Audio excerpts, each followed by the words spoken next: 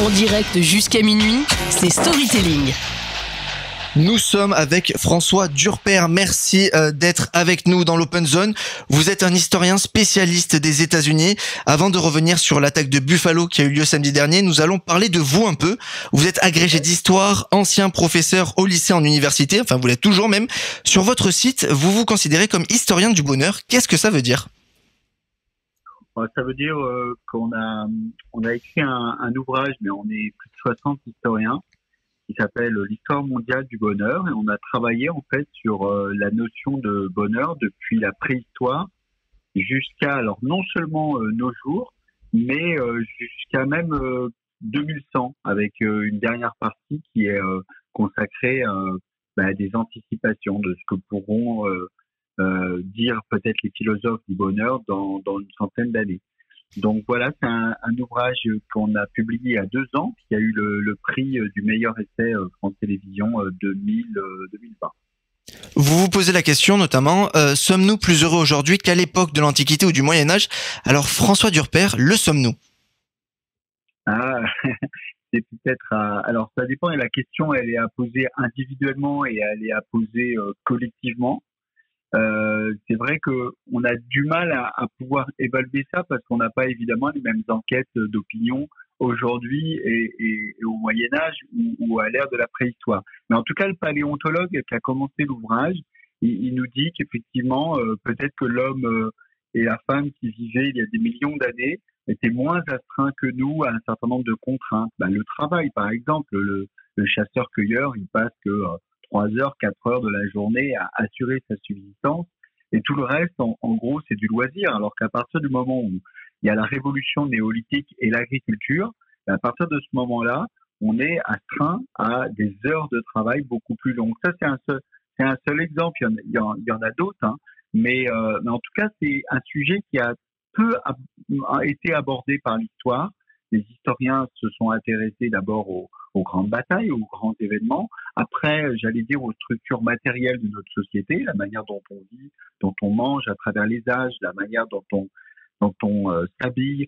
Mais la question de nos sentiments, la question de ce que l'on ressent, elle est beaucoup plus dure, vous imaginez bien, à appréhender. Donc c'est un peu une thématique un peu novatrice qu'on a voulu ouvrir. Et évidemment, on appelle tous les historiens futurs à se pencher sur ces questions-là. Justement, est-ce que ces questions, vous les étudiez dans le laboratoire du bonheur que vous avez cofondé en 2018 ? Oui, exactement. Le laboratoire du bonheur, c'est un laboratoire de recherche qui est un laboratoire de l'université de Cergy, CY Université, et qui travaille sur les questions effectivement qui sont liées au bien-être, au bonheur, et plus spécifiquement aux questions aussi liées à l'éducation.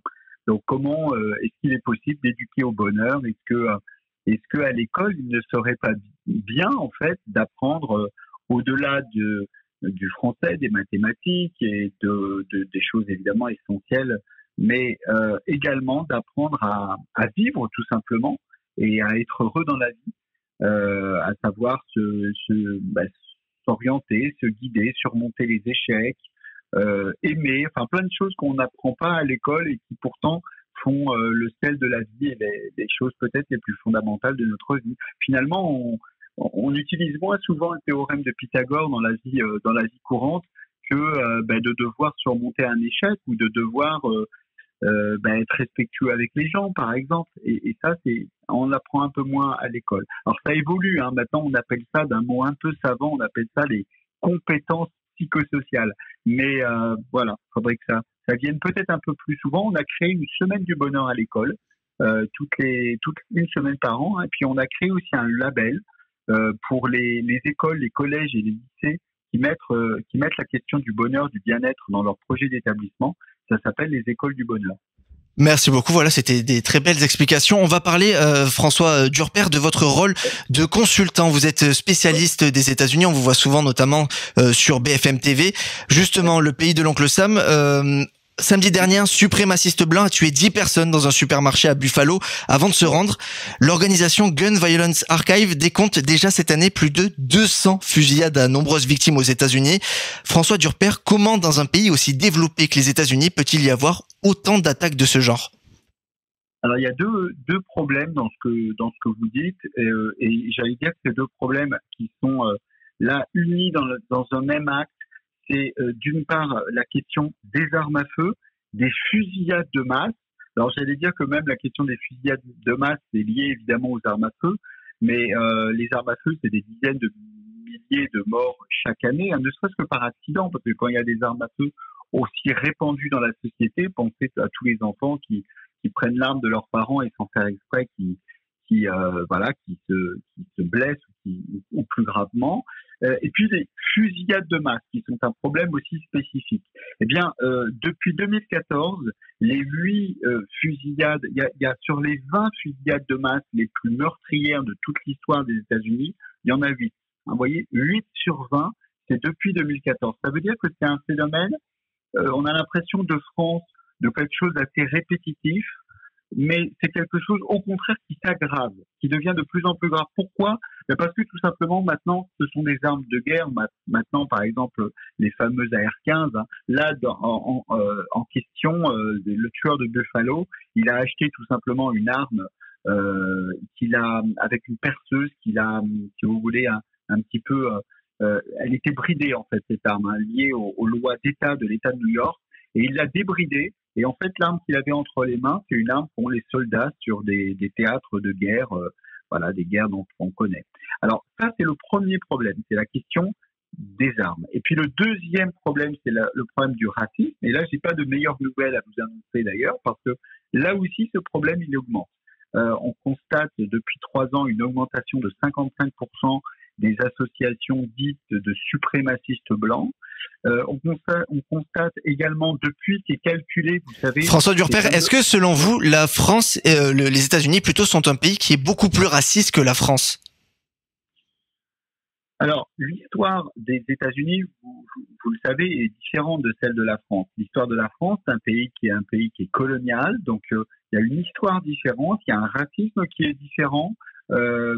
Mais les États-Unis, si vous voulez, l'esclavage, par exemple, était sur le sol américain. La France, c'est pas la même problématique. Il y a la question, en fait, de la colonisation. Donc, si vous voulez, aujourd'hui, c'est difficile de faire des comparaisons, mais ce qu'on peut dire, c'est que les actes racistes, violents, brutaux, comme ceux qu'on a connus très récemment, j'allais dire à Buffalo, mais la semaine dernière, il y avait aussi eu un attentat à Koreatown. Enfin, c'est très fréquent. Eh bien, ça, évidemment, ça fait des États-Unis quand même un pays qui est à part, hein, avec une violence meurtrière liée au racisme qui prend des proportions très importantes. François Durper, l'auteur de la tuerie de Buffalo a justifié son acte en évoquant la théorie du grand remplacement, des mots qu'on a beaucoup entendus en France lors de la campagne présidentielle, notamment du côté d'Éric Zemmour. Ouais. Est-ce qu'on doit craindre des attaques semblables à celles de Buffalo en France? Alors, comme vous interrogez un historien, c'est difficile d'anticiper je vais avoir du mal à vous le dire. En tout cas, faut pas les écarter. Faut pas les écarter parce que, d'abord, il y a eu d'autres attentats racistes ailleurs qu'aux États-Unis, notamment en Allemagne, en Nouvelle-Zélande, et ça, évidemment, ça fait que c'est pas les États-Unis seulement qui sont touchés par ce phénomène. Deuxièmement, il y a ce que vous venez de dire, c'est-à-dire que la théorie du grand remplacement, elle n'est pas américaine à l'origine. C'est Jean Camus c'est Jean Raspail, pardon, qui l'a inventé, puis après René Camus qui l'a utilisé et popularisé. Et finalement, les Américains n'ont fait qu'utiliser ça. C'est-à-dire qu'il y a 50 ans, on parlait du blanc supérieur chez les racistes. Aujourd'hui, on parle du blanc menacé, de l'extinction de la race blanche, du fait qu'il y a un génocide des blancs, que la démographie fait que les blancs sont complètement submergés. Donc vous voyez que ça, c'est une thématique commune aux racistes, j'allais dire, du monde entier, que vous soyez aujourd'hui identitaire, et bon, vous avez cité Zemmour, mais bon, sans citer de nom, hein, et puis que vous soyez aux États-Unis, vous avez cette même thématique qu'il y a cette menace sur l'identité et la civilisation occidentale blanche, en gros, pour faire simple. Merci beaucoup d'avoir été avec nous, François Durper, dans l'Open Zone. Je rappelle que vous êtes historien et spécialiste des États-Unis. On vous retrouve un peu partout, à la télé, sur différentes chaînes d'infos et puis évidemment sur votre site durper.com. Voilà, c'était l'Open Zone avec François Durper, historien et spécialiste des États-Unis. En direct jusqu'à minuit, c'est Storytelling.